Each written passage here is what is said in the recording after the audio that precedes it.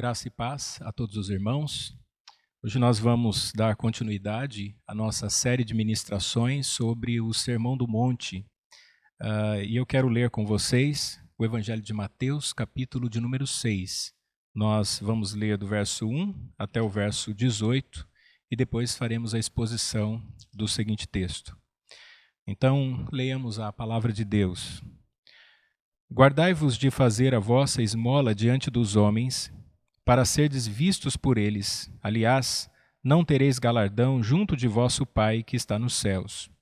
Quando, pois, deres esmola, não faças tocar trombeta diante de ti, como fazem os hipócritas nas sinagogas e nas ruas, para serem glorificados pelos homens. Em verdade vos digo que já receberam o seu galardão. Mas quando tu deres esmola, não saiba a tua mão esquerda o que faz a tua direita, para que a tua esmola seja dada ocultamente, teu Pai, que vem em secreto, te recompensará publicamente. E quando orares, não seja como os hipócritas, pois se comprazem em orar em pé nas sinagogas e nas esquinas das ruas, para serem vistos pelos homens. Em verdade vos digo que já receberam o seu galardão. Mas tu, quando orares, entra no teu aposento, e fechando a porta, ora a teu Pai, que vem em secreto, e teu Pai, que vem em secreto, te recompensará. E orando não useis de vãs repetições como gentios que pensam que por muito falarem serão ouvidos. Não vos assemelheis, pois, a eles, porque vosso Pai sabe o que vos é necessário antes de vós lhe o pedirdes. Portanto, vós orareis assim: Pai nosso que estás no céu, santificado seja o teu nome. Venha o teu reino, seja feita a tua vontade, tanto na terra como no céu. O pão nosso de cada dia dai-nos hoje. Perdoa-nos as nossas dívidas, assim como nós perdoamos aos nossos devedores. E não nos induzas à tentação, mas livra-nos do mal, porque teu é o reino, e o poder, e a glória para sempre. Amém. Porque se perdoardes aos homens as suas ofensas, também vosso Pai Celestial vos perdoará a vós. Se, porém, não perdoardes aos homens as suas ofensas, também vosso Pai vos não perdoará as vossas ofensas. E quando jejuardes, não vos mostreis contristados como os hipócritas, porque desfiguram o rosto para que aos homens pareça que jejuam. Em verdade vos digo que já receberam o seu galardão. Porém tu, quando jejuares, unge a cabeça e lava o rosto, para não pareceres aos homens que jejuas, mas sim a teu Pai, que está oculto, e teu Pai, que vê em oculto, te recompensará. Amém. Nós temos aprendido nessa série de ministrações sobre os ensinos de Jesus, como devem se comportar os cidadãos do reino dos céus. E nós temos visto, ao longo dessa série de ministrações, que um dos grandes impasses de Jesus foi exatamente com relação ao comportamento dos religiosos da época, que tinham suas interpretações da lei, e como o próprio Jesus o mencionou muitas vezes, como diziam os antigos. E esse registro do Sermão do Monte é o momento em que Jesus está em volta a uma grande multidão, é o primeiro de uma série de 5 sermões que está registrado no Evangelho, que Jesus pronuncia, e ele vai ensinar aos seus discípulos sobre o perfil deste cidadão do reino dos céus, como deve ser visto o comportamento daquele que agora faz parte do reino dos céus. E nós temos visto aqui que essa mensagem de Jesus, especificamente nestes 18 versículos, há uma estrutura bem interessante. Se nós observarmos, nós vamos perceber que há pelo menos 5 blocos que Jesus menciona. 2 antes da oração padrão e 2 logo após. Vejam, do verso 1 ao verso 4, Jesus adverte sobre a prática da caridade. Ele estabelece os meios pelos quais as pessoas deveriam exercitar a misericórdia ou dar as suas ofertas. Do verso 5 ao verso 8, Jesus adverte sobre a prática da oração. Como é que nós devemos orar? E ele vai estabelecer uma oração padrão a partir do versículo de número 9 até o versículo 13. Ali nós temos o modelo da oração, o que nós conhecemos como a oração do Pai Nosso. Depois de dar 2 advertências, estabelecer um padrão de oração, Jesus dá mais 2 advertências. Agora, do verso 14 ao verso 15, Jesus adverte sobre a prática do perdão, sobre o exercício do perdão. E do versículo 16 ao 18, sobre a prática do jejum. Pois bem, sobre essas advertências de Jesus e sobre esse padrão de oração é que eu quero conversar com vocês nessa noite. O que é que Jesus está nos ensinando aqui? Quais as lições que nós podemos extrair desse sermão de Jesus que, se comparado à prática dos fariseus, dos religiosos da época, quais as advertências que Jesus dá a eles e que, obviamente, são aplicáveis a nós. Vejam, irmãos, primeiro há uma advertência sobre a prática da caridade. Em nenhum momento Jesus está dizendo que os seus discípulos não deveriam exercer a misericórdia ou que não deveriam praticar a caridade, dar as esmolas. Obviamente, Jesus apoia essa prática, essa é uma prática muito respeitada, principalmente no Antigo Testamento. No entanto, o que Jesus está nos ensinando aqui é que a disposição do nosso coração é que deve revelar a real intenção daquilo que fazemos. Então, o que importa necessariamente não é a atitude das nossas mãos, mas como nós compreendemos o valor ou a essência daquilo que nós estamos realizando. Por isso que Jesus começa o seu sermão dando uma advertência aos seus discípulos, orientando-os a não fazerem aquilo que faziam os fariseus. Notem no versículo, ele diz: guardai-vos de fazer a vossa esmola diante dos homens para serem vistos por eles.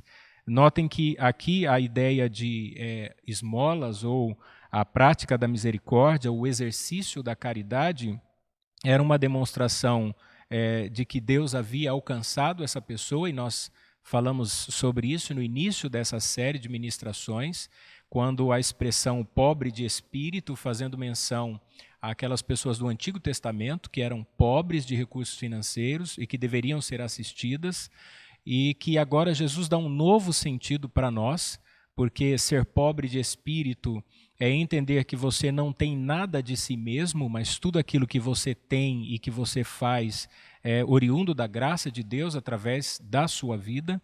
Portanto, o que importa aqui não é o ato em si, mas a disposição de praticar esse ato, entendendo que nós somos objeto dessa bondade, desse amor de Deus. Portanto, nós devemos também exercer misericórdia. E qual é o problema com relação aos fariseus? Ao que podemos perceber no texto é que eles faziam isso para serem vistos pelos homens. Eles faziam isso apenas no exercício da sua religião, para, de certa forma, receberem reconhecimento ou admiração. Por isso a expressão guardai-vos. Guardai-vos do quê? Guardai-vos dessa motivação equivocada. Guardai-vos deste erro de fazer alguma coisa para ser reconhecido pelos homens. Jesus não está dizendo que nós não temos que fazer boas obras. De fato, as nossas obras que glorificam a Deus, elas devem ser públicas porque a nossa luz deve brilhar. No entanto, a nossa devoção é algo particular. Então, fazer boas obras glorifica a Deus no sentido de que você não faz aquilo para ser visto pelos homens. Portanto, o que nós temos visto é que há um equívoco com relação a isso e até, de certa forma, uma propagação de uma piedade que não é verdadeira, né? É comum nós assistirmos certos eventos que procuram cuidar de pessoas pobres ou olharmos determinadas imagens nas redes sociais de pessoas que estão levando sopa ou dando pão, refeições para as pessoas que estão em estado de rua, e é muito comum algumas pessoas fazerem uma selfie no momento em que estão dando esse tipo de assistência. Não há nenhum problema nós assistirmos as pessoas carentes, mas, como disse Jesus, nós não devemos fazer isso para ser visto pelos homens. Então, essa motivação, que é muito melindrosa e ela pode ocupar lugar no nosso coração sem que a gente perceba, nós temos que vigiar bastante. E seguindo essa linha de raciocínio, Jesus diz: não faça tocar trombeta diante de ti. Ou seja, nós não temos que estar preocupados com a admiração dos homens, né?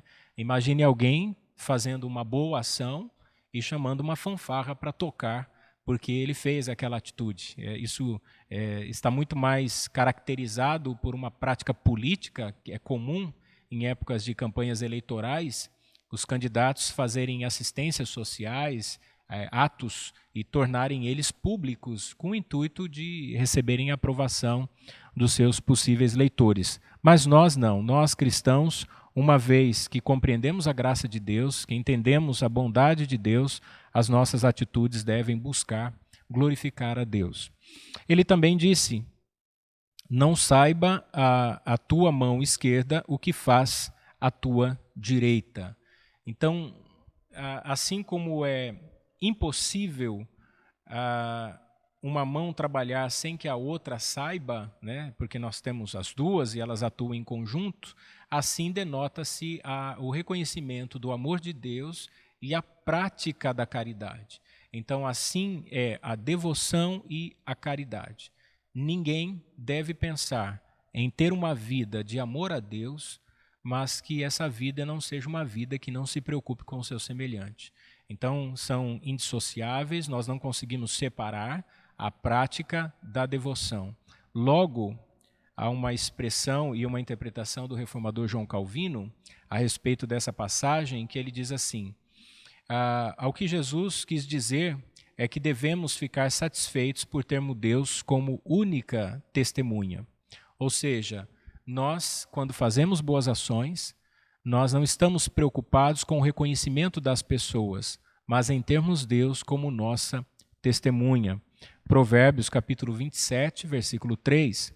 Seja outra pessoa que te elogie, não a tua boca, um estranho e não as tuas próprias palavras. Não faz o menor sentido nós aplaudirmos as nossas próprias ações. Então, assim como diz a palavra de Deus, não sejam os teus lábios que te louvem. Se nós fazemos boas ações, nós a fazemos com o objetivo de glorificar a Deus. Um segundo aspecto, ou segunda advertência de Jesus, é sobre a prática da oração. Notem que nós não aprendemos a orar orando simplesmente. Nós aprendemos a orar à medida em que nós compreendemos o ensino de Jesus a respeito da oração. Porque existem práticas que, embora sejam parecidas com oração, elas não são reconhecidas ou não são aceitas diante de Deus por conta da postura ou a disposição do coração. E aí Jesus usa um claro exemplo dos próprios líderes religiosos da época. E Jesus os associa a atores gregos, chamando-os de hipócritas. Ele diz assim: quando orares, então pressupõe que nós cristãos tenhamos uma vida de oração, não seja como os hipócritas. Os hipócritas, ou a prática da hipocrisia, era a prática dos teatros que eram realizados em lugares públicos. Isso vem da cultura dos gregos. Então eles colocavam máscaras e vestiam um personagem e faziam suas apresentações. O que Jesus está dizendo é que pessoas que oram no intuito ou no afã de serem vistos e reconhecidos e admirados, essas pessoas não estão praticando a oração corretamente, porque elas estão com o objetivo de serem admiradas pelos homens. No entanto, ele não está nos proibindo a oração pública. Não há nenhum problema com relação a isso. A igreja primitiva orava em conjunto, orava de maneira coletiva, orava publicamente. A oração é um elemento regulador de culto, a oração faz parte do culto público, do culto da igreja, mas nós temos que tomar cuidado para que essas orações não tenham como único objetivo receber admiração, receber o prestígio das pessoas em hipótese alguma. Portanto, Jesus então nos dá uma orientação. Ele diz assim: quando orares, entra em teu aposento. Nós não entendemos que Jesus está aqui se referindo à possibilidade de orar apenas em lugares secretos, em lugares privados. Não é isso. O que Jesus está dizendo é que a oração ela é um lugar à presença de Deus. Então, independente de onde eu estiver, a oração ela deve ser entendida como um momento em que eu estou me colocando diante de Deus. Então, eu não posso exercer um papel de ator, eu não posso me preocupar em receber a admiração das pessoas. Antes, eu devo ter um coração devoto a Deus. Razão esta que Jesus disse, que Deus, não esse Deus que vê publicamente, mas esse Deus que nos vê secretamente, ou o lugar secreto. Ou seja, a esse Deus a quem nós oramos, mesmo que publicamente, nós oramos e estamos à presença dele. Portanto, ele vê essa intimidade, essa disposição do nosso coração, esse temor, essa reverência a ele, e é dessa maneira que ele nos responde. Por quê? Porque ele é um Deus que ouve as nossas orações. E aí Jesus diz que os fariseus, aqueles que faziam orações públicas e que estavam preocupados em serem vistos pelos homens, estes já haviam recebido o seu galardão. Notem, em verdade vos digo que já receberam o seu galardão. E a palavra, o verbo grego aqui para receber é uma expressão técnica. Jesus estaria dizendo numa linguagem comum à época, de alguém que recebe o pagamento por algo e que lhe emite um recibo. Então, Jesus está dizendo o seguinte, olha, se os religiosos oram para serem vistos pelos homens e para receber a admiração dos homens, pois bem, então eles já receberam o galardão deles. Eles já receberam a recompensa pelas suas orações. Se a preocupação deles é de serem vistos e admirados, então a admiração que eles recebem já é o pagamento pela oração que fazem. Vejam a contradição entre o ensino de Jesus e o ensino dos fariseus. Ao mesmo tempo em que Jesus diz que os fariseus estão preocupados com a imagem pública, com a maneira como eles são vistos e a admiração que eles recebem, Jesus está nos estimulando a uma vida de devoção secreta, ou seja, a termos uma experiência vivencial, a amarmos a Deus, a conhecermos a Deus e dessa maneira Deus secretamente nos abençoa. E aí ele dá uma instrução, eu acho que isso aqui está muito mais relacionado à prática ou a como nós devemos orar. Ele diz, não useis de vãs repetições.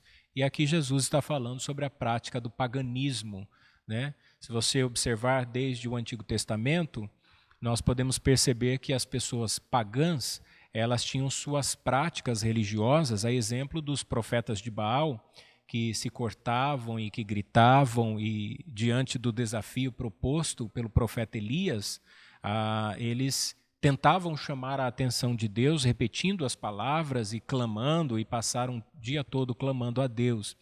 E essa é uma prática comum no paganismo.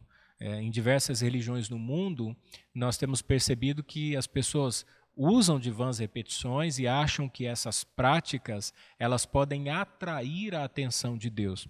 Mas Jesus não nos estimula a isso.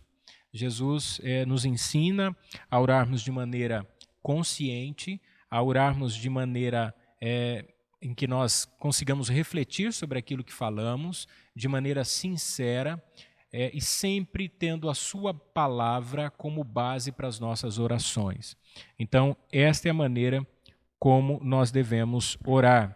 Por isso que ele diz, vosso Pai sabe do que vos é necessário. Uma vez que nós nos relacionamos com Deus, que sabe daquilo que nós necessitamos, que sabe de tudo aquilo que nós vivemos, das dificuldades que nós passamos, não há razão para nós nos preocuparmos em fazermos ou realizarmos orações com insistências e repetições, como se Deus fosse nos atender simplesmente pelo fato de nós estarmos repetindo com frequência as mesmas palavras. Então a oração não é necessariamente o esforço do físico, mas a disposição de um coração piedoso e de alguém que de fato conheceu a Deus através das Escrituras. E a razão das nossas orações serem atendidas não é pela maneira como nós a praticamos, mas porque Cristo alcançou esse direito a nós. Então, nós oramos pelos méritos de Cristo. É por isso que nós oramos em nome dele. Portanto, meus irmãos, então como é que nós devemos orar? Se Jesus nos proibiu a fazermos orações com o intuito de sermos vistos, como é que nós devemos orar então? Jesus estabelece a chamada oração modelo, ou a oração do Pai Nosso. E ele nos dá alguns ensinos dos quais eu quero compartilhar com vocês. Notem, primeiro Jesus diz que quando nós formos orar, nós devemos dizer Pai Nosso. a base da nossa oração não deve estar relacionada entre aquilo que precisamos e aquilo que Deus pode fazer. Aliás, as nossas orações, elas não mudam absolutamente nada daquilo que Deus determinou realizar. Na verdade, a oração, ela pode sim mudar a disposição do nosso coração. E como ou em que maneira se baseia a nossa oração? Ela se baseia no fato de que nós fomos adotados. Nós somos adotados em Cristo. Então há uma relação de paternidade. Por isso que Jesus nos ensinou dizendo, Pai Nosso. Então quando nós oramos, nós sabemos que Deus é Pai e que assim como um pai ouve os seus filhos, sabe da necessidade dos seus filhos, ele atende os seus filhos. Então nós temos Deus como Pai, através de Cristo Jesus, nós fomos adotados. E quando nós oramos, é essa relação de paternidade. Portanto, ele também diz que Deus está nos céus, Pai nosso que estás nos céus. Ou seja, fala da soberania e da eternidade de Deus. Então, nós não estamos falando com alguém que não saiba das nossas necessidades ou de alguém que esteja preso às preocupações dessa vida. Nós estamos vivendo em um momento de muita preocupação por conta do coronavírus e as notícias são alarmistas, elas têm assustado muitas pessoas, mas fato é que nós, cristãos, confiamos na soberania de Deus. Nós entendemos que absolutamente nada do que acontece está fora do propósito de Deus. Deus está conduzindo o curso, a história da humanidade. E tudo isso faz parte do que Deus estabeleceu. Mesmo as lutas e dificuldades a que a igreja tenha que ser submetida, nós cremos no cumprimento da palavra de Deus, sabemos que Deus há de cuidar do seu povo, a sua igreja será preservada em meio às tribulações. Portanto, nosso Deus está no céu, o Deus que se assenta no trono, o Deus que é visto por Isaías no capítulo 6, no ano em que morreu o rei Uzias, no período em que o povo estava acostumado ao governo de Uzias, estava bem politicamente, a nação estava bem, entrou em crise por causa da morte do rei. Naquele ano, diz o profeta Isaías, eu vi o Senhor assentado num alto e sublime trono, independente das notícias, independente do pânico, independente do que tenha sido anunciado nas mídias, nós cremos que o nosso Deus está sentado num alto e sublime trono. Portanto, santificado seja o seu nome. Jesus está dizendo a nós que quando nós orarmos, nós temos que reverenciar a santidade de Deus. Quando nós oramos, nós estamos diante de um Deus que é santo. Os serafins dizem, santo, santo, santo. Esse Deus que é 3 vezes santo, que aponta para a sua glória imarcessível, para a sua beleza irreparável. Esse Deus que é perfeito, santo, é o Deus que ouve as nossas orações. E ele diz também, venha o teu reino. Notem que Jesus está conversando com os seus discípulos, está rodeado por uma grande multidão, há muitas pessoas ali. Naturalmente, eles estavam acostumados com o reino da época, embora estivessem debaixo do império romano e eles sofriam porque pagavam pesados impostos, sofriam por conta da exigência da adoração ao imperador e, obviamente, os judeus não adorariam ninguém ou nenhum Deus a não ser o Senhor, uma religião monoteísta. Haviam grandes desafios que eram colocados para os judeus. E Jesus fala sobre o reino dos céus. Por isso que a oração é que esse reino que já veio, esse reino que está presente, mas ainda não está consumado. Então nós estamos vivendo em um reino que já está manifestado entre nós, porque Cristo veio, inaugurou esse reino. Então nós podemos sentir a alegria das bênçãos vindouras, nós sentimos a alegria da salvação, nós sentimos a paz de espírito, nós sentimos a certeza da vida eterna, nós temos a segurança de que os nossos pecados foram perdoados, de que nós somos justificados e que estamos em um processo progressivo de santificação. Então nós estamos em um reino e estamos aguardando a consumação desse reino, que será até a segunda vinda de Cristo. Sendo assim, seja feita a tua vontade, assim na terra como no céu. Então Deus tem uma vontade, e essa vontade, ela se cumpre. Há quem diga que se nós orarmos e dissermos, Senhor, se for da tua vontade, nós já não estamos mais demonstrando fé. Isso não é verdade. Nós temos que orar, nós temos que clamar a Deus, nós temos que buscar a vontade de Deus, como eu já disse. A oração, ela não muda a Deus, por isso nós temos a certeza de que Deus estabeleceu sua vontade, Ele cumprirá sua vontade. O que nós temos que fazer é compreendermos a sua vontade. E como é que nós temos que nos comportar diante da revelação da vontade de Deus. E aí nós precisamos orar, e nós precisamos conhecer as Escrituras e conhecer a vontade de Deus. Dai-nos hoje o nosso pão de cada dia. Eu acho que a ansiedade, ela tem sido um mal que tem trazido sofrimento a muita gente. Nós vivemos em uma época de grande consumo, naturalmente as pessoas se preocupam com aquilo que elas poderão adquirir, né? Nós estamos sempre preocupados com a comida, com a bebida, com a vestimenta. Isso não era diferente com os discípulos de Jesus. Se nós lemos o Evangelho de Mateus, no capítulo 6, Jesus chama a atenção dos seus discípulos exatamente porque eles estavam preocupados. A partir do verso 28, ele diz assim, e quanto ao vestuário, porque andais solícitos, olhai os lírios do campo, como eles crescem, não trabalham nem fiam. E eu vos digo que nem mesmo Salomão, em toda a sua glória, se vestiu como qualquer deles. Pois se Deus assim veste a erva do campo, que hoje existe, amanhã é lançada no forno, não vos vestirá muito mais a vós, homens de pequena fé. Não andeis, pois, inquietos, dizendo, que comeremos, ou que beberemos, ou com que nos vestiremos?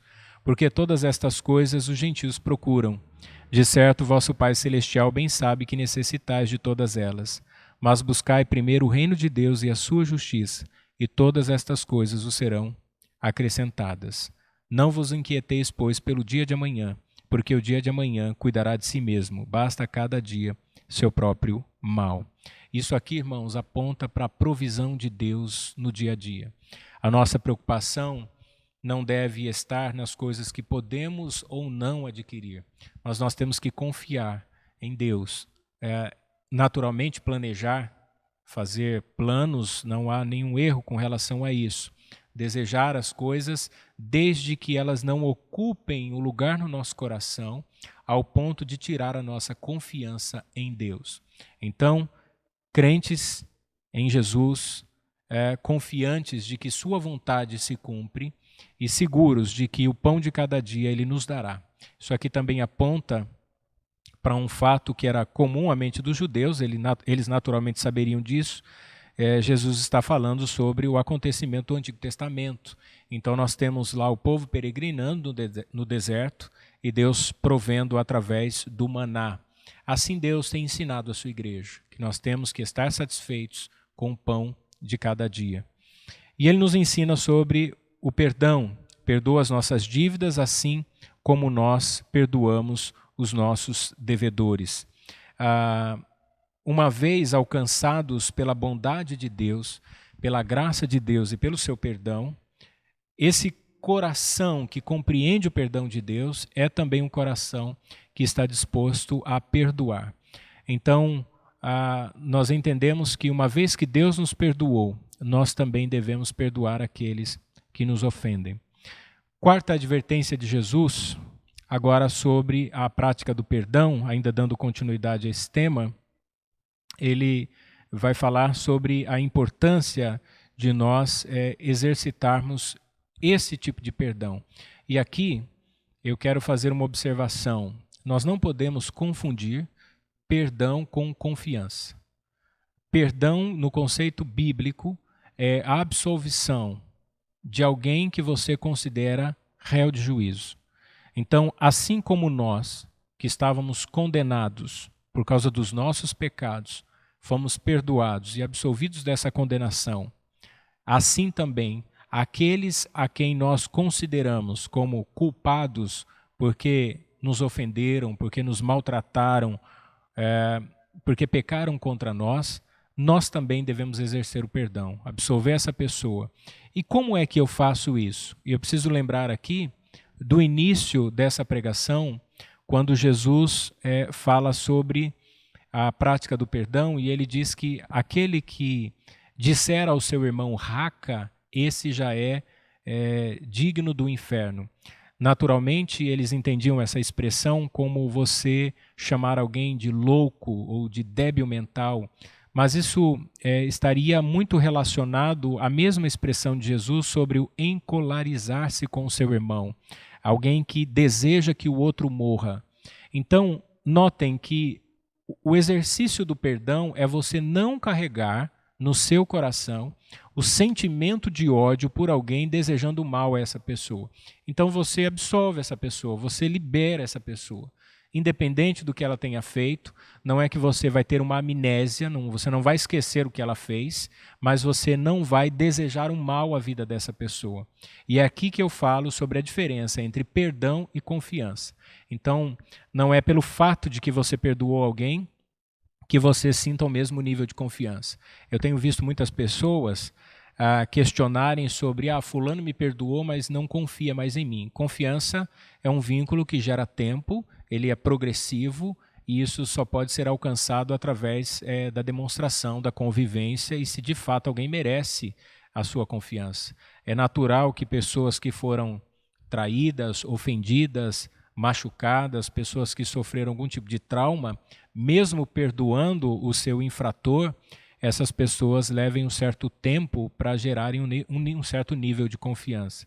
Então não significa, se de repente você não consegue confiar em alguém que te traiu, que você não tenha perdoado essa pessoa. O que Jesus está dizendo é que você não deve carregar no coração nenhum tipo de sentimento desejando a morte dessa pessoa.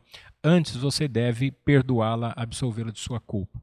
A quinta e última advertência de Jesus, agora sobre a prática do jejum, ele diz: quando jejuares, notem, assim como Jesus pressupôs que o crente ora, ele pressupõe que nós também jejuamos.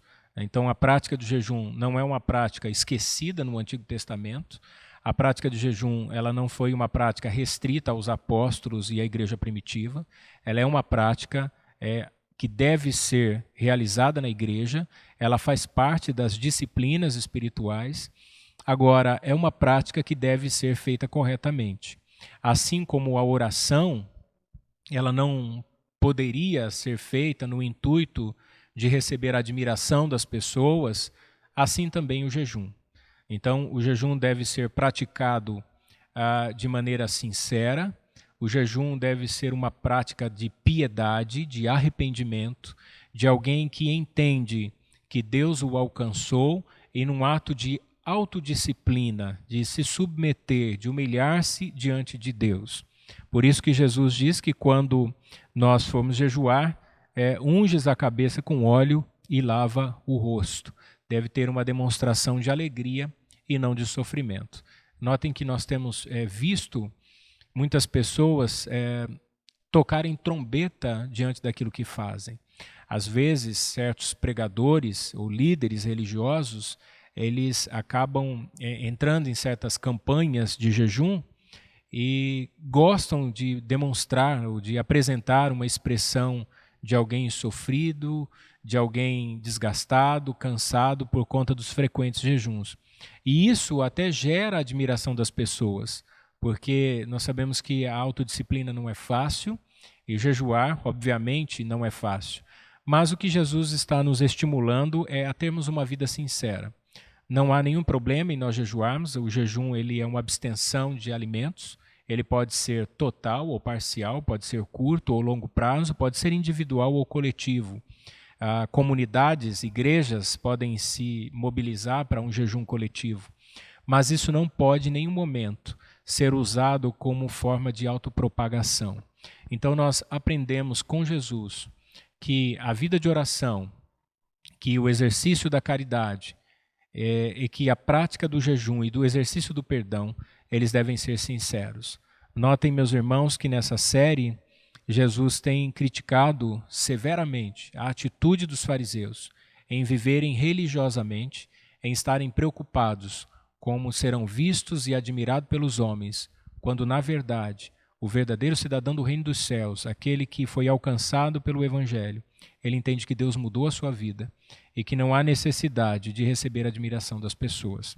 Então eu quero concluir essa mensagem dizendo aos irmãos que nós precisamos acolher os ensinos de Jesus. Nós precisamos nos dedicar à vida de oração, ao exercício da misericórdia. Nós precisamos jejuar. Estamos vivendo em uma época de muita turbulência. Há muitos problemas que estão se espalhando rapidamente. O Brasil tem enfrentado grandes dificuldades no setor político, econômico. Há muitos irmãos que estão sofrendo na nossa comunidade, há pessoas que têm diagnósticos de doenças graves, famílias que estão enfrentando problemas relacionais, casamentos que estão fragilizados. Há muitos problemas que precisam ser enfrentados com a palavra de Deus, com a vida de obediência e com a prática ou com as disciplinas espirituais. Nós precisamos orar, nós precisamos jejuar, nós precisamos exercitar a misericórdia. Nós precisamos acolher e abraçar com os braços da fé os ensinos de Jesus. Portanto, eu quero deixar essa palavra a você. Independente do momento que você esteja passando, viva uma vida cristã sincera. Procure obedecer ao Evangelho. Procure pautar sua conduta, suas atitudes nos ensinos de Jesus. Ore, busque, clame a Deus, consagre-se a Deus, dedique-se a Deus e com certeza você poderá usufruir dessas bênçãos vindouras. Nós já estamos no reino de Deus, nós somos súditos desse reino, fazemos parte desse reino, mas nós estamos aguardando a vinda do nosso grande rei. Amém? Deus abençoe sua vida, que Deus continue sustentando você e a sua família.